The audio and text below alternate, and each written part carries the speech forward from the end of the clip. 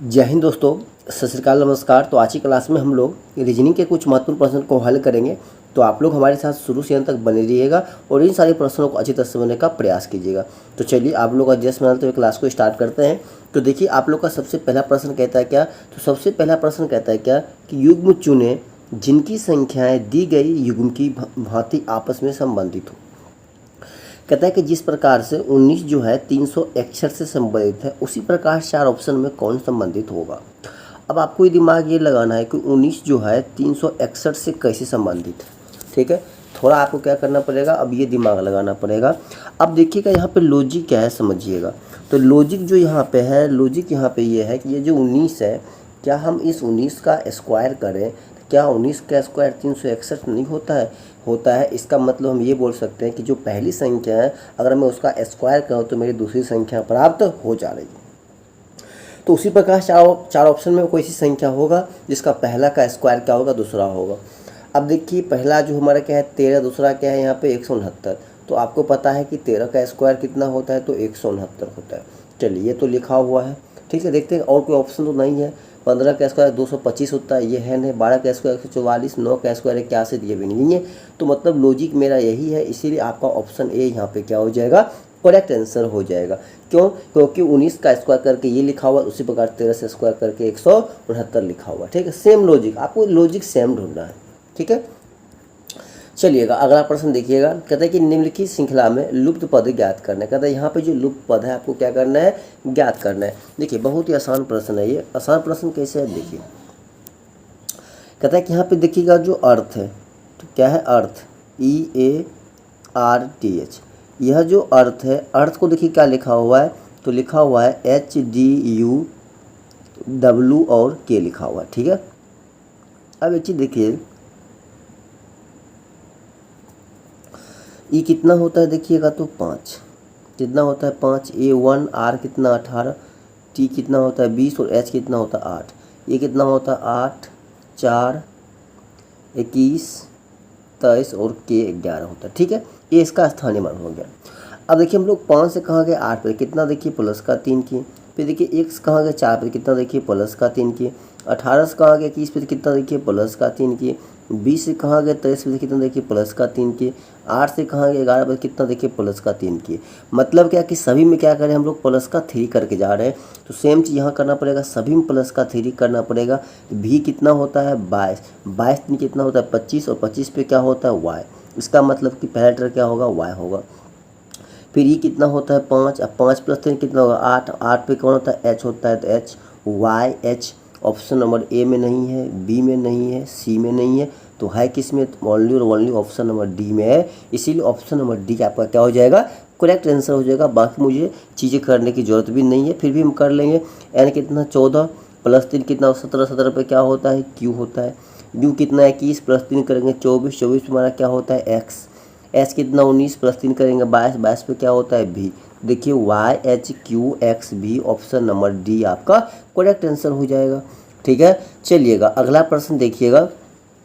अगला प्रश्न कहता है क्या, कहता है कि यदि LIT को 12 9 20 के रूप में कोड किया जाता है तो डेट के लिए क्या कोड होगा।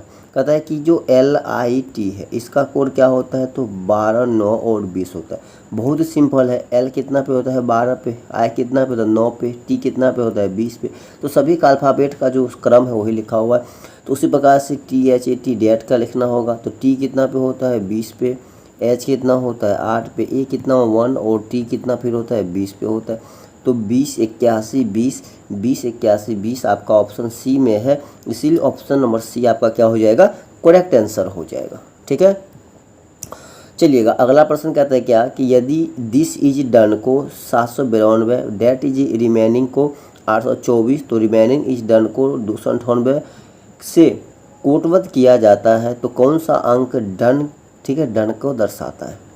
बहुत ही सिंपल। अब खोजिए डन, अगर किसी दो में कॉमन है तो बात आसान हो जाएगा, बाकी तो करना नहीं। देखिए डन जो है मेरा, देखिए यहाँ पे भी है डन, ठीक है, और मेरा डन एक यहाँ पे।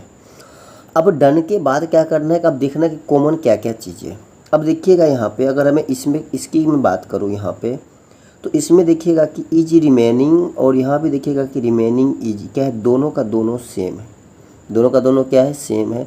तो अब इसका कोड कितना देखिए है 824, इसका कोड कितना है 298। अब इन दोनों देखिए कि सेम सेम क्या है, देखिए यहाँ भी 8 है तो यहाँ भी 8 है, यहाँ भी 2 है, यहाँ भी 2 है। इसका मतलब कि इजी रिमाइनिंग का कोड कितना हो गया, 2 और 8 दोनों में से हो जाएगा। तो बचा क्या, एक यहाँ पे 9 और यहाँ पे क्या बचा है, डन। इसका मतलब डन का कोड कितना हो जाएगा, 9 हो जाएगा, जो कि आपके ऑप्शन डी में है, इसीलिए ऑप्शन नंबर डी आपका क्या हो जाएगा, करेक्ट आंसर हो जाएगा। बात समझ में आ गया। चलिएगा अगला प्रश्न कहता है क्या कि निम्नलिखित में से कौन सा इस समूह से संबंधित नहीं है, छिद्र, झालर, रिक्त, ठीक है, और कहता है कि दरार, ठीक है। रिक्ति का मतलब होता है जो खाली जगह होता है, दरार, छिद्र का मतलब होता है छेदा, बिल, ठीक है। दरार का मतलब होता है ज़मीन फट जाता है। तो ये सभी क्या है कि एक सब भूमि की बात है, ठीक है। छिद्र जो खाली स्थान, रिक्ति का मतलब ये होता है क्या, रिक्त का मतलब क्या होता है, उस रिक्ति का मतलब थोड़ा जो जहाँ पे जगह थोड़ा खाली होता है। दरार का मतलब क्या, जहाँ पे जगह खाली होता है। लेकिन झालर क्या होता है, इन सभी से अलग है। तो ऑप्शन नंबर बी जो कि आपके बी में दिया हुआ है, इसीलिए ऑप्शन नंबर बी आपका क्या हो जाएगा, करेक्ट आंसर हो जाएगा। सबसे अलग कौन हो जाएगा, तो झालर, ठीक है। चलिएगा अगला प्रश्न देखिएगा, कहता है क्या कि निम्नलिखित श्रेणी को अगली संख्या क्या होगी, निम्नलिखित श्रेणी की अगली संख्या क्या होगी, यहाँ पे ज्ञात करना। देखिए 1 से कहाँ गए 9 पे, 9 से कहाँ गए 18 पे, 18 से कहाँ गए 28 पे। तो आगे क्या जुटेगा, देखिए 1 से गए 9 पे कितना, देखिए प्लस का 8 किए, 9 से गए 18 पे कितना, देखिए प्लस का 9 किए, 18 से 18 पे कितना, देखिए प्लस का 10 किए। तो आगे क्या करेंगे, तो लॉजिक है देखिए एक बढ़ रहा है 8 से 9, 9 से 10, तो यहाँ पे कितना हो जाएगा, प्लस का 11। तो 11 और 28 कितना हो जाएगा, 39 हो जाएगा, जो कि आपके ऑप्शन सी में दिया हुआ है, इसीलिए ऑप्शन नंबर सी आपका क्या हो जाएगा, करेक्ट आंसर हो जाएगा। ठीक, प्रश्न देखिए अगला प्रश्न कहता है क्या, कहता है कि एक जवान सोल्जर जो है 2 किलोमीटर उत्तर की ओर चलता है। कहता है कि 2 किलोमीटर उत्तर की ओर चलता है। मान लीजिए यहाँ पे एक दिशा है, ऊपर क्या होता है उत्तर, ये क्या होता है पूरब, ये क्या होता है पश्चिम, और ये क्या होता है दक्षिण। तो उत्तर की ओर चला, मतलब यहाँ से उत्तर की ओर चला कितने किलोमीटर, तो 2 किलोमीटर चला उत्तर की ओर। मान लीजिए इसका प्रारंभिक बिंदु है, चला। कहता है कि वहाँ से फिर बाएं मोड़ा। देखिए बाएं का मतलब क्या होता है, हमें आपको बहुत सारे क्लास में कॉन्सेप्ट दिए हैं कि एंटी क्लॉकवाइज होता है, ठीक है, बायां, और क्लॉकवाइज क्या होता है, दाएं। मतलब अगर मान लीजिए हम लोग उत्तर में हैं, अगर इस प्रकार से घूम जाएंगे, इसका मतलब होता है कि हम लोग दायां घूम रहे हैं, और इधर से हम लोग घूम जाएंगे तो क्या घूम रहे हैं, बायां घूम रहे हैं। हमसे पूछा है बायां, तो बायां का मतलब मान लीजिए अगर हम यहाँ पे हैं तो हमको इधर घूमेंगे, इधर घूमेंगे तो हमारा क्या हो जाएगा, दायां। हमको घूमना किधर पड़ेगा, इधर, ये मेरा क्या हो जाएगा, बायां। और 3 किलोमीटर कहा है तो हम 3 किलोमीटर चलेंगे। फिर कहता है कि वह बायां मुड़ता है। फिर अगर वह बायां मुड़ता है, अगर मान लीजिए हम किस दिशा में, पश्चिम दिशा में है, तो अगर हम ऊपर चलेंगे, तो फिर कहाँ चलेंगे हम लोग, बायां, ठीक है, दायां चलेंगे। तो हमको कहाँ चलना पड़ेगा, नीचे। और नीचे चला है और लगातार क्या कर रहा है, वो चल रहा है। तो अब वह किस दिशा में चल रहा है, तो सिंपल सी बात है, अभी वो किस दिशा में चल रहा है, तो अभी जो वह चल रहा है किस में चल रहा है, दक्षिण में चल रहा है। किधर चल रहा है, वह दक्षिण में चल रहा है, ठीक है। तो आपका ऑप्शन यहाँ पे ए क्या हो जाएगा, करेक्ट आंसर हो जाएगा दक्षिण। क्या हो जाएगा, दक्षिण हो जाएगा। बात समझ में आया कि नहीं आया। चलिएगा अगला प्रश्न देखिएगा। अगला प्रश्न कहता है क्या कि जो वंदना जो है, ठीक है, कौन, वंदना विशाल और वनिता की बेटी है। कहता है कि वंदना जो है विशाल और वनिता की बेटी है। कोई मान लीजिए यहाँ पे कौन है, विशाल है, और कोई कौन है, वनिता है। इन दोनों की जो बच्ची है वो कौन है, वंदना है, ठीक है, कौन है, वंदना है। कहता है कि अमित जो है, अमित वनिता के भाई का बेटा है। कहता है कि जो वनिता है, ठीक है, इसका कोई भाई है, ठीक है, ब्रदर है, उसका बेटा कौन है भाई, अमित है, ठीक है, कौन है, अमित उसका बेटा है। तो अमित के लिए वंदना कौन होगा, तो अमित के लिए जो वंदना होगा यह कौन होगा भाई, ये चचेरा में मेरी बहन होगी ना, क्योंकि ये क्या है, देखिए ये क्या है कि बनी, ठीक है, वनिता है, वनिता का भाई है ना, तो भाई का बेटा क्या होता है, ठीक है, तो भतीजा होता है, ठीक है, और भतीजा होगा तो ये क्या है, ये इन दोनों का पुत्री है और इसका पुत्र है, तो दोनों आपस में क्या होगा, ममेरा या फुफेरी बहन होगा। तो ऑप्शन नंबर आपका सी क्या हो जाएगा, करेक्ट आंसर हो जाएगा, ठीक है। चलिएगा अगला प्रश्न देखिएगा। कहता है कि लूप संख्या ज्ञात करना है। जो लूप संख्या यहाँ पे आपको ये क्या करना है, ज्ञात करना है। देखिएगा लॉजिक क्या है यहाँ पे, जो पहली संख्या 122 उसमें क्या क्या देखिए 37 घटा लिया। तो अगर आप 122 में से 37 घटाइएगा तो कितना बचेगा आपका, देखिए 85 बचेगा। देखिए नीचे वाला संख्या 85 है। उसी प्रकार से अगर आप 127 में से 48 घटाइएगा तो कितना बचेगा, 79 बचेगा। 48 में से घटाइएगा 16 कितना बचेगा, 32 बचेगा। उसी प्रकार से 105 में से क्या करना है, 66 घटाना है। इसमें से तो 105 में से 66 घटाना है, कितना हो जाएगा 9, 9 में 6 कितना हो गया 3, बचा कितना 39, जो कि आपके ऑप्शन सी में है। इसीलिए ऑप्शन नंबर सी आपका क्या हो जाएगा, करेक्ट आंसर हो जाएगा। ठीक है, चलिएगा अगला प्रश्न देखिएगा। कहता है कि यदि पी का अर्थ गुना हो रहा है, आर का अर्थ जोड़ हो रहा है, टी का अर्थ भाग हो रहा है और एस का अर्थ क्या हो रहा है, घटा हो रहा है, तो डैश का मान क्या होगा।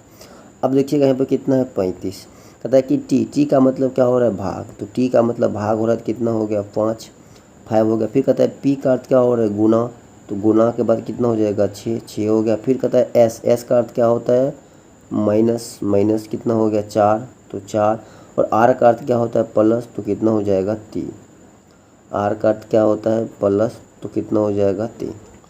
डिवाइड कीजिएगा कितना हो जाएगा 7, और 7 गुना 6 कितना हो जाएगा आपको 42, -4 और प्लस कितना हो जाएगा 3, तो कितना हो जाएगा 42 -1 बराबर कितना हो गया 41 हो गया, जो कि आपके ऑप्शन सी में दिया हुआ। इसीलिए ऑप्शन नंबर सी आपका क्या हो जाएगा, करेक्ट आंसर हो जाएगा। ठीक है, चलिएगा अगला प्रश्न कहता है क्या कि नीचे दिए गए शब्दों के जोड़ में से समरूप शब्द युग्म का चयन करें। कहता है कि संक्रांति आंध्र प्रदेश से संबंधित है, उसी प्रकार से कौन होगा। अब देखिए जो संक्रांति है वो क्या है कि आंध्र प्रदेश का पर्व है। ठीक है, तो उसी प्रकार से ओणम केरल, हाँ तो ऑप्शन नंबर ए ही आपका क्या हो जाएगा, करेक्ट आंसर। तो जो ओणम होता है वो कहाँ मनाया जाता है, केरल में ही मनाया जाता है, इसीलिए ऑप्शन नंबर ए आपका करेक्ट आंसर हो जाएगा। चलिएगा अगला प्रश्न कहता है क्या कि दी गई आकृति में वृत्त जो है दार्शनिकों को निरूपित करता है। कहता है कि यह जो वृत्त है यह किसको निरूपित करता है, तो दार्शनिकों को। ठीक है, किसको, तो दार्शनिकों को निरूपित करता है। और कहता है क्या त्रिभुज जो है वैज्ञानिक को निरूपित करता है। कहता है कि यह जो त्रिभुज है किसको करता है, तो भाई वैज्ञानिक को। किसको, तो वैज्ञानिक को निरूपित करता है। ठीक है, कहता है कि वर्ग जो है संगीतकारों को निरूपित करता है। कहता है कि यह जो वर्ग है यह किसको निरूपित करता है, तो संगीतकारों को। ठीक है, संगीतकारों को निरूपित करता है। तो कौन सा क्षेत्र उन व्यक्ति को निरूपित करता है जो दार्शनिक और संगीतकार है लेकिन वैज्ञानिक नहीं। भाई वैज्ञानिक वाला कौन है, त्रिभुज। तो हम सबसे पहले क्या बोलते हैं, जो नहीं बोले उसको फटाक से नहीं हटाइए, उसको हटाइए। बाकी दोनों में क्या बचा है, 2 बचा है, ऑप्शन ए में है, इसीलिए ऑप्शन नंबर ए आपका करेक्ट आंसर हो जाएगा। ठीक है, चलिए अगला प्रश्न कहता है क्या कि कौन सा वेन आरेख निम्न के बीच के संबंध को ठीक तरह से व्यक्त करता है। कहता है कि अंग्रेजी, चीनी और फ्रेंच।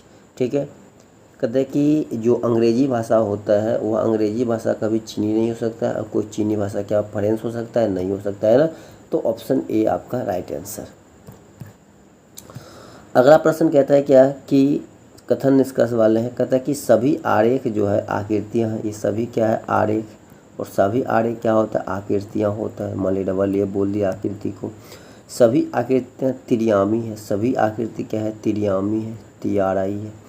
अब हमसे क्वेश्चन पूछा है क्या सभी त्रियामी आरेख है। कहता है कि जो सभी त्रियामी है क्या ये आरेख है, नहीं है, पहला गलत।